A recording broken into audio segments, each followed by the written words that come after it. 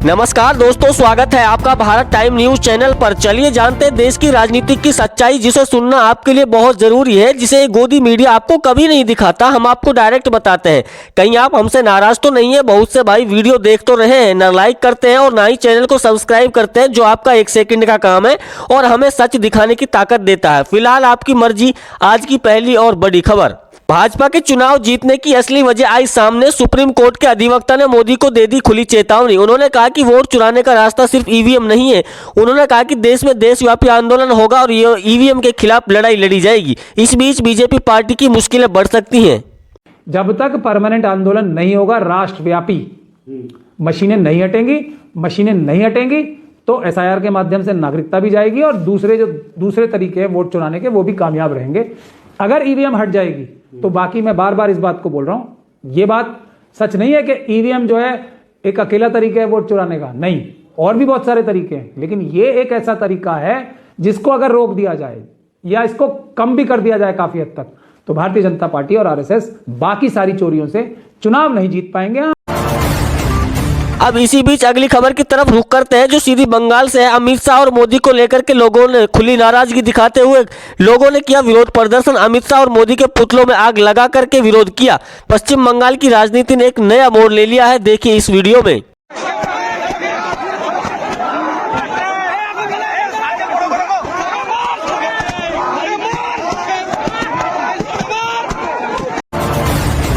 अगली खबर देखिए, जिसने राजनीति में एक नया कोहराम मचा दिया है। बीजेपी पार्टी के दिग्गज नेता सुब्रमण्यम स्वामी को खुलकर के बगावत पर उतर आए हैं।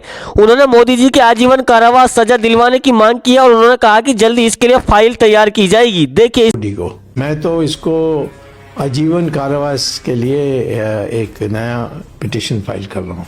अच्छा, हाँ, क्या है मैं अभी नहीं बताऊंगा। पहले आपको ही बता दूंगा फाइल करने के पहले। मोदी को हम सब लोगों ने प्रधानमंत्री बनाने में मेहनत की, पर ये आते ही पलटी हो गया उसका। ये तो सबसे ज्यादा क्या कहते हैं, नमक हराम यही है। आपने देखा कि सुब्रमण्यम स्वामी किस प्रकार से मोदी के लिए बगावत पर उतर आए, लेकिन इतना ही नहीं, उन्होंने यहां तक खुलासा कर दिया कि अमेरिका मोदी को फांसी देना चाहता है।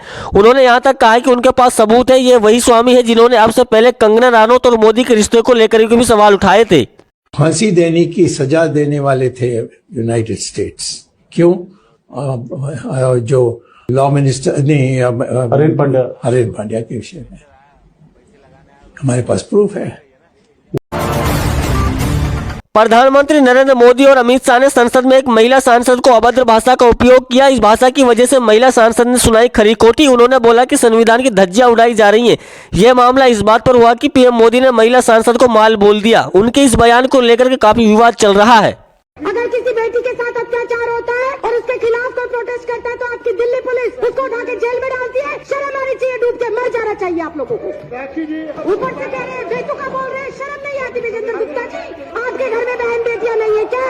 आप किसी के बेटे बाप नहीं है क्या?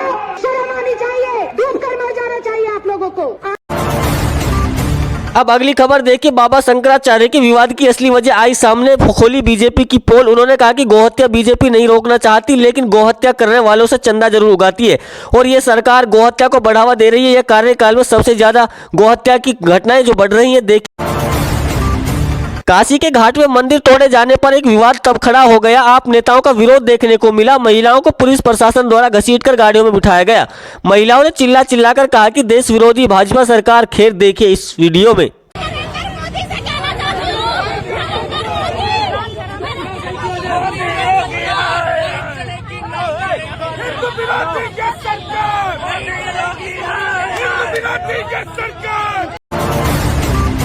अब अगली खबर देखिए, नवजोत सिंह सिद्धू ने बीजेपी पार्टी की मुश्किलें और बढ़ा दी हैं, क्योंकि मोदी की एक तारीफ सनी देओल के डायलॉग से कर डाली। उन्होंने कहा कि जनता को सिर्फ मूर्ख बनाया जा रहा है और तारीख पर तारीख मिल रही है।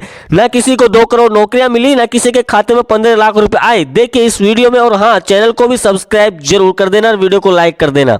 15 लाख बैंक में आ जाएगा। कहाँ फुर्र हो गया? 2 करोड़ नौकरियां दे दूंगा। कि इनके झूठ का पर्दाफाश हो गया। वो सनी देओल वो कहता था तारीख पे तारीख, तारीख पे तारीख, तारीख पे तारीख, और बीजेपी वाले झूठ पे झूठ, झूठ पे झूठ, झूठ पे झूठ, झूठ पे झूठ। चोर चोर मौसेरे भाई, नीलाम करके रख दिया इन्होंने देश को। गरीबों का, हम जैसे लोगों का खून पसीना, उसकी कमाई खा ली इन लोगों ने। तो सुन लो बीजेपी वालों, तुमने तो तबाह कर दिया हिंदुस्तान।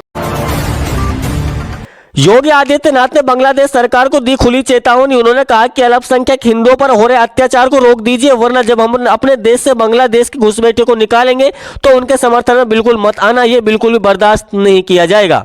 बांग्लादेश सरकार को इस बात की चेतावनी देता हूं और इसीलिए हम कह रहे हैं, जब बांग्लादेशी को यहां से निकालेंगे और रोहिंग्या को यहां से बाहर का रास्ता दिखाएंगे तो उनके समर्थन में मत आना, क्योंकि उनमें से बहुत सारे लोगों के वोट आपने बनवाए हैं।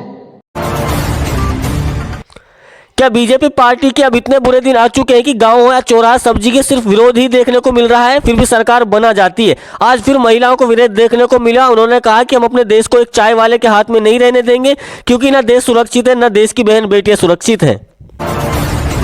अब अगली खबर देखिए, दलित नेता ने योगी पर साधा निशाना। उन्होंने कहा कि योगी जी ने अपनी पहचान छुपा रखी है। उन्होंने कहा कि उनके ऊपर पुराने मुकदमे चल रहे हैं, उनसे बचने के लिए अपनी पहचान छुपाकर अपना नाम रख लिया योगी। देखिए इस वीडियो में। उस आदमी ने अपनी पहचान छुपा रखी है। जब पुराने मुकदमे उनके ऊपर चल रहे हैं, उन मुकदमों को बचने के लिए उसने योगी नाम रख दिया। अबे योगी है तो भाई बैठो ना आश्रम में, क्या भगवा कपड़े पहन के, लुंगी पहन के आप शासन में घुस जाते हो? मुख्यमंत्री बना दिया ना जनता ने। कहीं मुख्यमंत्री चोरी से मुख्यमंत्री बने, डकैती से मुख्यमंत्री बने। अब अगली खबर देखिए जो उत्तर प्रदेश से है। योगी आदित्यनाथ ने कहा कि उत्तर प्रदेश को बदनाम करना छोड़ दीजिए। साथ के साथ उन्होंने इस साजिश का पर्दाफाश करने के लिए भी टीमों का गठन किया और उन्होंने अपनी सफाई में बहुत कुछ बातें बताई। फिर देखिए इस वीडियो में। काशी को बदनाम करने की जो साजिश हो रही है, इसका पर्दाफाश होना चाहिए। मैं इसके लिए आपको कुछ फोटोग्राफ्स भी उपलब्ध कराऊंगा। पहले क्या था, बाद में क्या है, आज क्या हो, आज क्या है। मणिकर्णिका पहले क्या थी, आज क्या है, और आगे हम उसको कैसे इस CSR फंड का उपयोग करते हुए कैसे उसके पुनरुद्धार के कार्यक्रम के साथ जोड़ा जा रहा है, जिससे किसी भी प्रियजन के अंतिम विदाई के समय सम्मानजनक ढंग से